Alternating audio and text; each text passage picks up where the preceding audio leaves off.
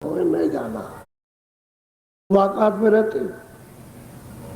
ये तो धरती है, लेकिन तुम उड़ोगे कैसे? प्रेम, प्रेम से प्रकट होए नहीं जाना। प्रेम एक ऐसी कहते हैं तो उससे प्रेम महापुरुष से कर लो। वो जो आया हुआ है उससे प्रेम कर लो और पंख लगाओ, वो चलो, वो तो उड़ा देगा, वो पकड़ेगा फिर तो उड़ा देगा। ऐसे सूरत इस पिंजरे को छोड़ देती है। जैसे पंछी घोंसले में बैठा हुआ और जैसे ही सवेरा हुआ सब से उड़ जाता है, इसी तरह से सूरत मनुष्य रूपी पिंजरे से सर से उड़ जाती है। लेकिन प्रेम होना चाहिए, और प्रेम किससे करेंगे? जो बताने, जो ले जाने के लिए आया उससे प्रेम कर दे, तब वो उससे जुड़ेगा, नाम से वो जोड़ देंगे और जोड़ करके उड़ा देंगे। नाम जहाज बैठा कर और फिर पार करेंगे।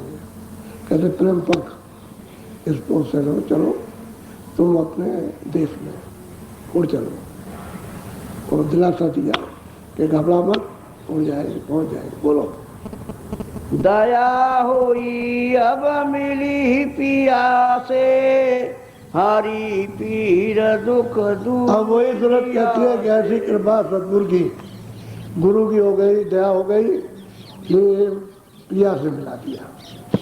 सारा दर्द सब कुछ, जो कुमत थी पता नहीं कहाँ गई, मन बैरी था मालूम कहाँ चला गया। तो कृपा पुकार सच्ची होनी चाहिए। मालिक से मिलने की तो कहीं भी बैठा होगा, मालिक से मिलने की जब उनमें है तो आकर के मिल लेगा। जब उसके प्रति जब उठा है दर्द है तो वो मिलेगा, कहीं न कहीं होगा, या मिलेगा। मनुष्य शरीर में आकर के मिलेगा, वो कहेगा घबराओ नहीं, तुम रास्ता बता दो, बस वो बताएगा रास्ता।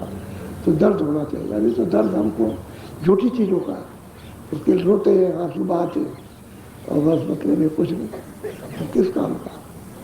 अरे भाई पिया के मिलने के लिए ये तो सब कुछ वहाँ मसाला है नहीं, कोई चीज़ नहीं, किसी तरह का भी कोई मसाला नहीं है।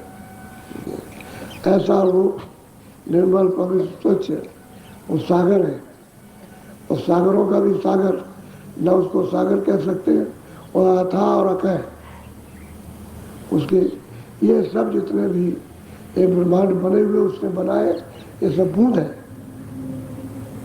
उसी की एक बूंद है, ये बूंद का सबके लिए। सागर तो दर्द उठना चाहिए, और महापुरुष वहाँ से आते हैं, उस गगन को, उस आकाश को, उस देश को छोड़ करके जीवों को जगाने ले जाने के लिए आते हैं, और फिर उसके बाद उनको चिताते हैं। तब तो वो प्रेम करते हैं उनसे, और तब उनमें तड़प होती है। जब तड़प हो जाती है तो इतना रोते चिल्लाते हैं, और वो देखते रहते हैं। अरे माँ देखती है बच्चे को, बच्चा खेल रहा, और कुछ नहीं बोलेगी, अपना काम करती रहेगी, कुछ नहीं बोलेगी, काम करती रहेगी। और बस बच्चा जैसे ही चिल्लाया तैसे सब काम फेंक दिया, बच्चे को उठा लिया, उसको उठाया, उठा के ले आई और कुछ मिठाई उठाई दे दी, कुछ खीर बनाई थी उसको दे दिया, तो खा लिया। तो माँ के पीछे खड़ा होकर के कहता कि माँ तुमको मैं बहुत प्यारा लगता हूँ। कह लगे हाँ बेटा तो प्यारे लगते हो। कह लगे तुम्हारी जो चीख है वो बर्दाश्त नहीं कर सकते। तो बस मतलब खेलता रहा। उसने एक दिन ये सोचा कि माँ ने तो उसने बहुत अच्छी अच्छी चीज़ें दी थी, खीर खिलाई थी, चलो खेल रहा था, फिर एकदम से रोया। तो वो अपना काम कर रही थी, तो अपना करती है, वो रोता रहा, जमीन में गिरा, रोता रहा, कुछ नहीं, वो अपना काम नहीं छोड़ा उसने। तो धीरे धीरे धीरे धीरे उठ करके आया, और माँ के पीछे आकर के उसने पीठ पकड़ ली और कहा माँ ये बता कि उस दिन तूने मुझे, जैसे मैं रोया तो मुझे उठा लिया तूने, और जल्दी से मुझे और अच्छी अच्छी चीज़ें दी। आज मैं इतनी देर तक रोता रहा तो तू जरा भी नहीं, तूने ध्यान दिया और जरा भी नहीं आई। कह लगे अरे बेटा वो चीख नहीं थी, ये बनावटी थी, ये बनावटी चीख है, ये वो चीख नहीं है, ये बनावटी रो रहा है। अगर वो चीख होगी तो 1 मिनट नहीं बैठ सकती। इसी तरह से वो मालिक है, अगर आप उसके लिए रो 1 सेकंड नहीं बैठ सकता। आत्म दर्द है और वेदना छोटी चीज नहीं है। उस संसार सब सुना हो जाएगा। जैसे रात पार धन दौलत सब धूल हो जाता है, जब उसका दर्द उठता है, उसके लिए जब चिल्लाता था और कोई चीज नजर नहीं आती, तब फिर वो दयाल दया करते, क्या नहीं कर सकते, सब कुछ करते। और फिर कहा कि मुझको मिला दिया, पिया से मिला दिया, तो मेरा दर्द चला गया, सब कोई दर्द नहीं रह गया। इसलिए प्रेम करना चाहिए। प्रेमी से सभी ताप टूट जाएंगे, सब कट जाएंगे बिल्कुल एकदम से। जितना ही प्रेम करते जाओ उतना ही, जितना ही सत्संग सुनते जाओ उतना ही कम होता जाएगा। धागे हैं, धागे बांध रखे, तो ये सब करते चले जाएंगे, एक तरफा हो जाओ। अरे ऐसा मामूली शरीर की रक्षा के लिए काम करो, बाकी वो बात कुछ नहीं। और उससे कोई हर्ष सुख नहीं, ना उसके लिए कोई दुख है ना कोई खुशी है। क्योंकि संसार ये तो जब जकड़ जाओगे तो ये दुख और सुख, इसके मतलब ये इसमें पड़े रहोगे और जाने पर और आने पर कुछ। जब एक तरफा प्रेम होता है तो संसार सब अंधेरा सा है, कुछ नहीं। और नहीं तो हरा भरा समझते ये सब कुछ है, कुछ नहीं है। तो असली बात है, दर्द उठना चाहिए और महापुरुष से प्रेम करने से दर्द उठ जाएगा। तो मुझसे चिल्लाओगे आप, दया करो, कृपा करो, हमने बहुत हमसे बुरा हो गए, पाप हो गए, हमने क्या कर्म किया है ये, और हमको मालूम नहीं है क्या क्या कर चुके और पिछले जीवन में क्या किया और पार हो गए क्या नहीं हो गए, आप दया कर दीजिए। तब फिर टूटता है और दिल हो जाए कि हम छोटे हो गए, तो वो तो समझ लेते हो अंदर की धार है कि कौन दीन है। क्योंकि अगर खिंचाई करेंगे तो मालूम हो जाएगा, अगर वैसे खींच लें तो घबरा जाएगा, वो डर जाएगा, छोड़ देगा, फिर लगेगा नहीं। जब दीन हो जाएगा तो फिर नहीं डरता। जिसके लिए रो रहा उसको तो सामने आना चाहिए, वो चीज़ उसको मिलनी चाहिए, तो उसको सबको बर्दाश्त कर लेगा।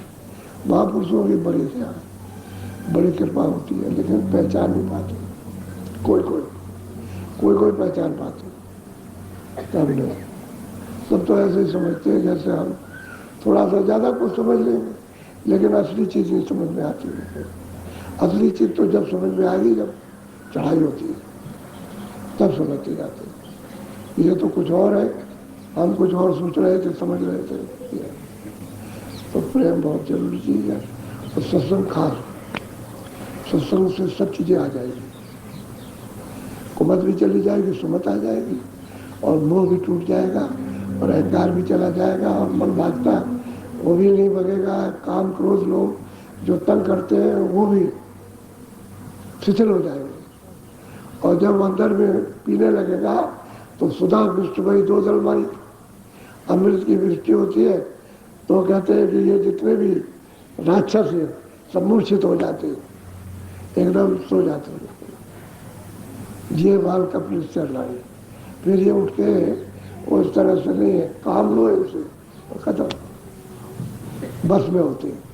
और नहीं तो ये घसीटे संसार के चक्कर में लिए फिरते, कभी काम पटक देगा, कभी क्रोध पटकेगा, कभी लोग, और कभी मोह पटकेगा, कभी अहंकार पटक देगा, और ये करते रहते और पिकल किए हुए, क्योंकि ये घर में घुसे हुए और वो सुमत नहीं आती है।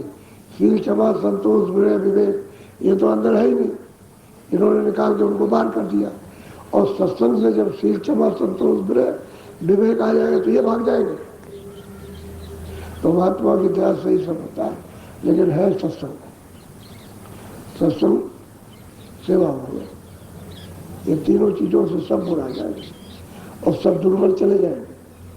और ये नहीं है सत्संग नहीं मिलेगा, कुछ नहीं आएगा। ऐसे जंगल में घूमते रहोगे, अंधेरे भटकते रहोगे और कहीं भी टिकने का कोई सहारा नहीं है। तो सीधी सादी बात को समझो। अच्छा, बोलो जय गुरुदेव। चलो अब थोड़ा भजन पे बैठ जाओ, कपड़ा डालो, आँख और कान बंद करना।